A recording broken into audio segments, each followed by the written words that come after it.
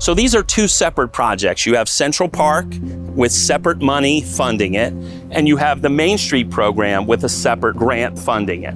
So two separate grants, two separate projects.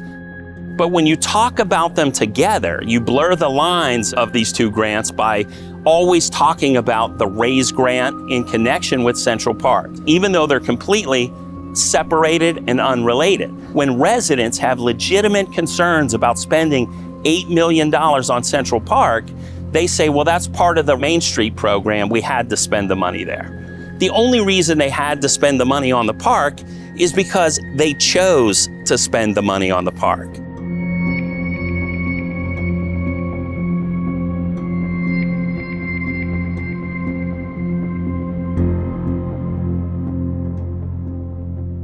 Now, up until beginning of 2025, they could have moved that money anywhere they wanted.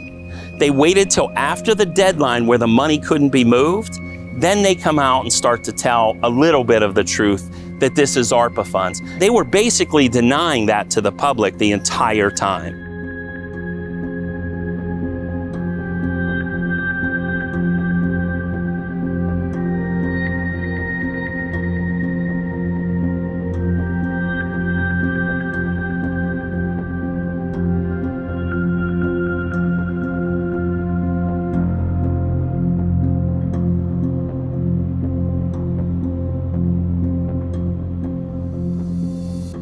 So there were some bumps along the way, though. It's an awful lot of money to distribute. Some of that money was given to states, and then the states were then tasked with distributing it. And sometimes those programs weren't the best.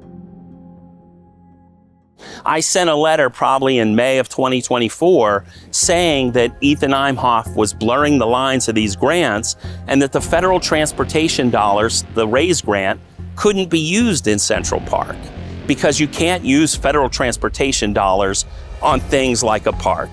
So the only way the city had money to fund that is using those ARPA funds. Now, they knew that the whole time. They were pretending like it was all one project, and clearly it was two separate projects. They did that intentionally to fulfill their agenda. It's play money. They don't care. It's not their money. They don't use their money. They use our money instead of fixing things that we need fixed or taken care of. Like a police station. They waste them on these dreams because they want to visit on the weekend and have brunch and go to a movie and go to a new splash park. But they don't take care of the decaying areas like my neighborhood. They don't care. And because they keep winning the elections, there's no accountability because no one votes.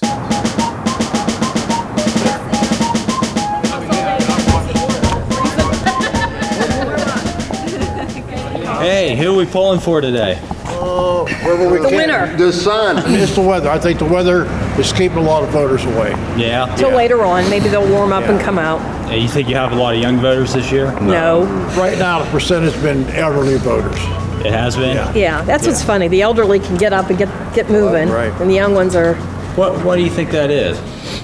I see a lot of activity on the Facebook, though. That's where they're good. In the social media. Yeah. What's the significance of getting people out this year, right now, to have them participate in voting? Just to say you have a part in it, so you know that you're actively participating in the process. I mean, this process is phenomenal, and if you don't participate in it, you're losing out. Whether you win or you lose, you're losing out if you don't participate. You have to get out and vote. You know. What discourages younger people, you think? Apathy. They don't care. They don't get involved. They don't want to. They think everything's bad. Everything's corrupt. Everything is, worthless, and it doesn't make a difference. Well, it does. Can you blame our media, or can you blame the way sometimes city council behaves? I don't think it has anything to do with city council. I think it's just their the demographics of people at that age, wherever you're at. It has nothing to do with the city. I mean, you look at it at a state level, county level. It's the same thing. There's really not a lot of people getting involved.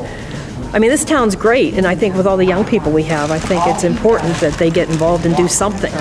It's very important because they're the next generation. They have to pick up their end and continue on. They're not picking up their end. They got to move on. Yeah. So that's my statement.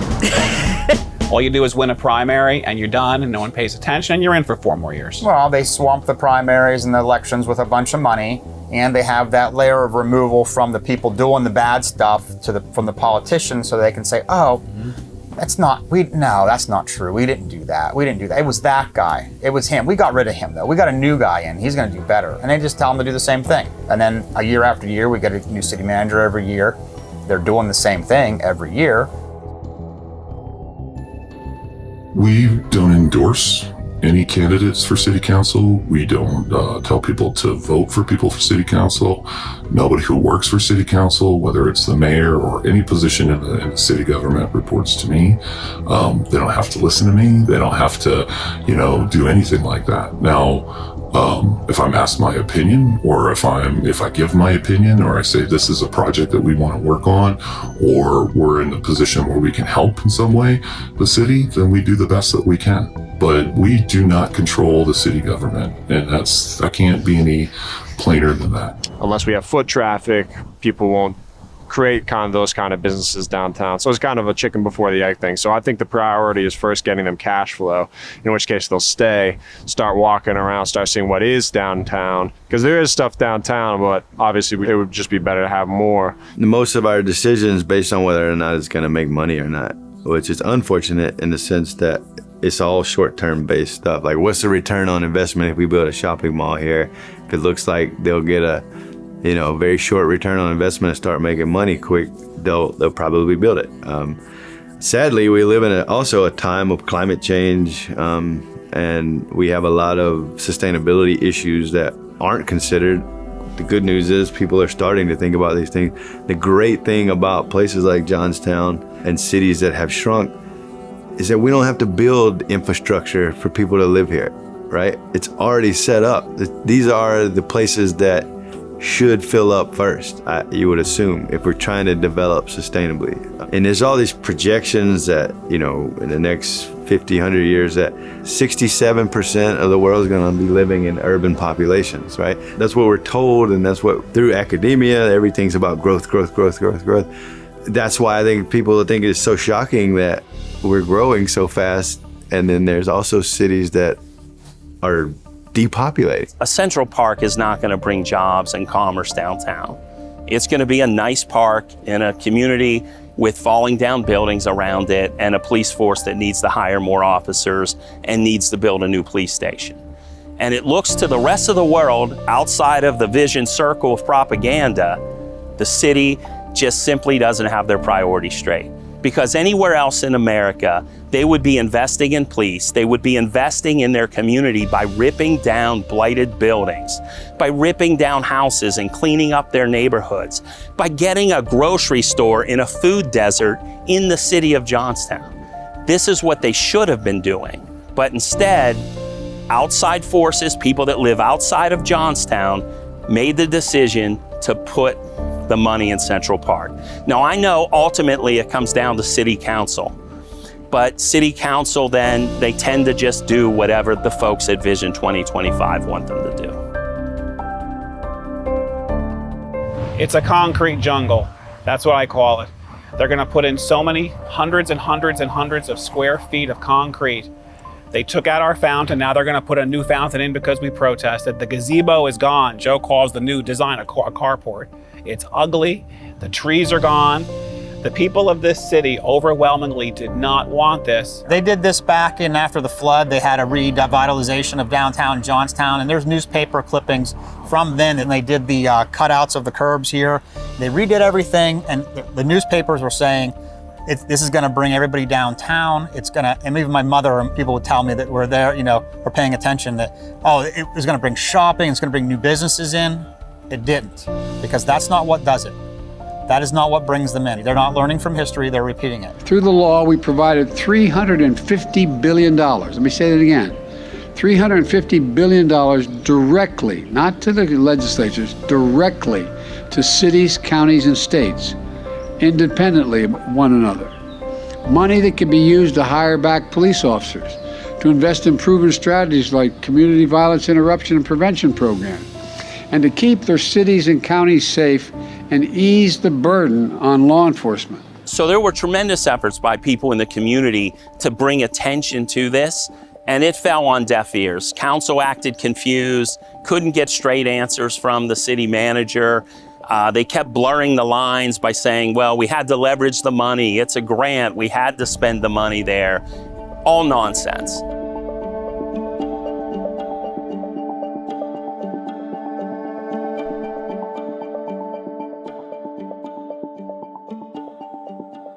They could have spent that ARPA money building a new police station, tearing down homes, hiring more police. Actually, I called for them to hire more police right when this money came out.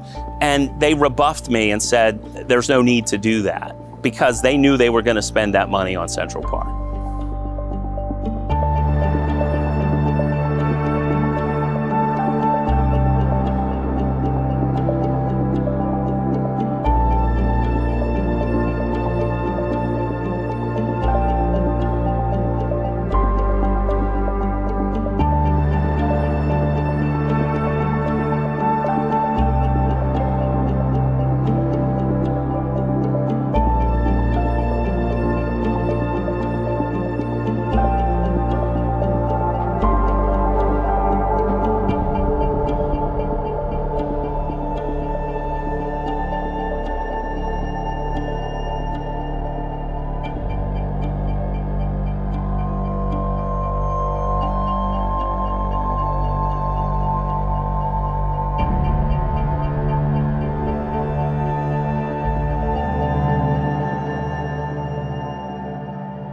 I think their approach is backwards.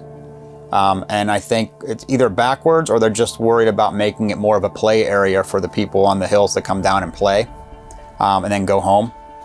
So they want to spend the millions of dollars that comes in to help the poor people in the city. They want to spend it on their play area, which doesn't really help the regular citizens of the city of which it's intended.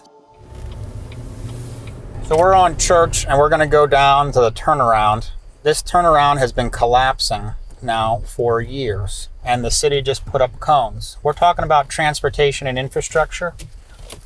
Take a look. This is what needs done. These are what we need This to is fix. collapsing in. This is where the money should be spent to fix. Not in a park, not $8 million when we have real life needs for our community.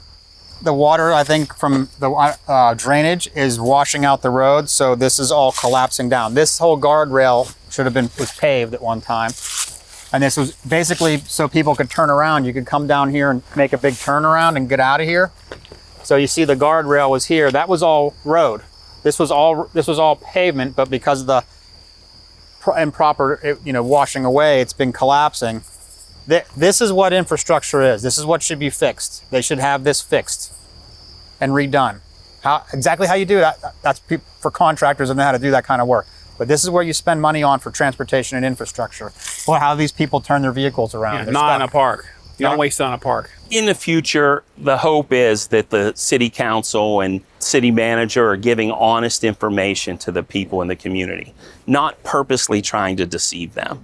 Just be honest. We're all adults. The people that come to the meetings, the people that are concerned, just tell them the truth. Tell the truth from the beginning. Then you won't have right to know request. You want a community to succeed? Treat people like responsible adults. They can handle the truth. If you wanted to do Central Park and that's what the council decided, then just say, we're doing this because X, Y, and Z. Don't make lies and excuses up. We had to do it because it's part of another grant. We had to do it because it's leverage. We had to leverage that to get more money. It's all not true. It was ARPA funds that were awarded to every community in Pennsylvania, and it was used in hundreds of different ways. It did not have to be spent on the park, but that's what City Council and City Hall wanted you to believe. It gave them the excuse they were looking for to spend $8 million in Central Park, but it's not the truth, and it's not what's right by the people that live in the city.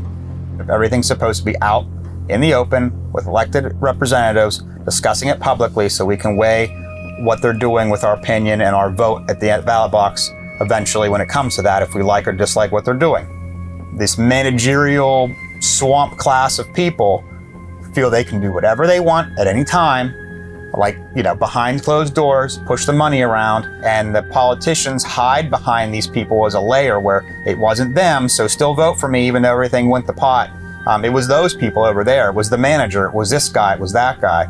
And they keep their hands clean. So they never really have to do anything. They hide behind that wall. We need to be developing methods to develop more sustainably. There's nothing set up better than a depopulated city to grow into, to accept growth. And let's say that you target a certain area and you get mad because your parcel's not in that area. Well, eventually, if you regenerate that, it's gonna eventually affect your parcel in a positive way. And eventually, you gotta get the ball rolling, right? Eventually, your parcel will be up. It actually is kind of sad that, you know, one of the ideas that we have to utilize is, okay, let's allow them to decline, but manage that decline as smart as we can. It's actually a sad thing, you know, and that's not what we want, but it's out of necessity in some cases, not all cases. There was a nice, beautiful building at the end of Main Street, the Swang building. It was built so well. When they tried to knock it down, the wrecking ball bounced. From what my father told me, it bounced off the building. It was built so well. It was a beautiful building, and nothing wrong with the bank that's there now, but that's history. That's what makes downtowns look appealing. Why are we destroying our history, constantly destroying our history? That money should save our town, save what's beautiful, save the architecture, and not put up 20-year lifespan cheap fab buildings. This architecture is what makes it unique. Right now, we just keep on kicking the can down the road, saying we're improving, working towards improvement, but are we actually addressing the issues behind the scenes that are the source of the failure? In order for this city to continue, in order for it to thrive and prosper, we need to have a city that works for the people.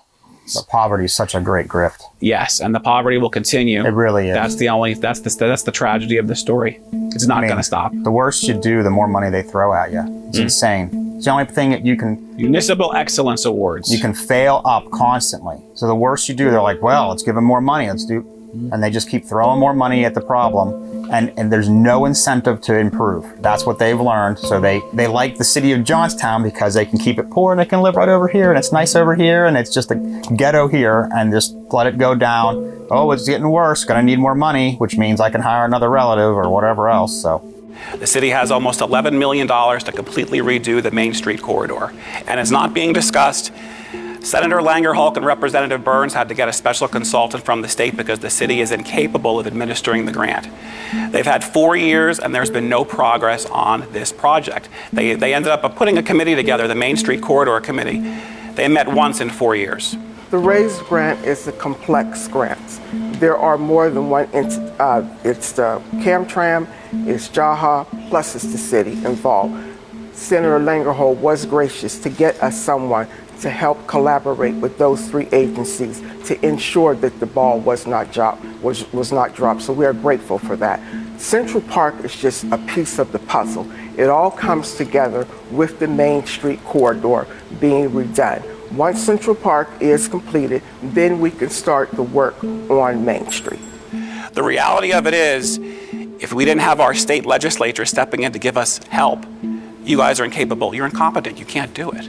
That's the problem. 4 years. The general overlay that everyone needs to realize is appearance of activity does not equal progress. So just because we had an event and people came to it doesn't mean anything happened. We need to think about what are the outcomes that we're really seeking, and then any activities that we're doing have to lead to those outcomes. Otherwise, we shouldn't be doing them. And this goes for all organizations, but in particularly with regard to economic development, we need to think about creating outcomes and having progress, because those are the real measures of the impact of the activities that we do. So it's good to celebrate little wins along the way, and I think that's a fantastic idea. But at the same time, we need to have some real outcome measures that we use to evaluate the effectiveness of economic development organizations in our area. Is the project able to be dialed back to commensurate with that? Yeah, I think each of the projects can be phased. The Main Street project, the train station, and the transit center. All of those projects could be phased. So hopefully it doesn't get to that point, but if we do get into a dire straits type scenario, the projects can be phased.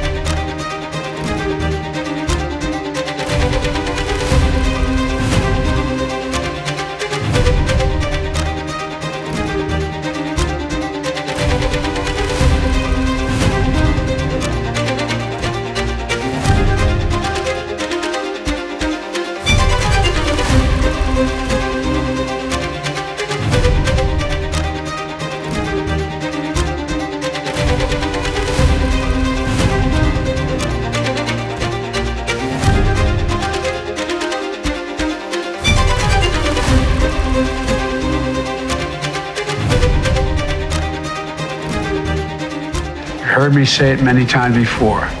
America is the only nation in the world that can be defined by a single word: possibilities.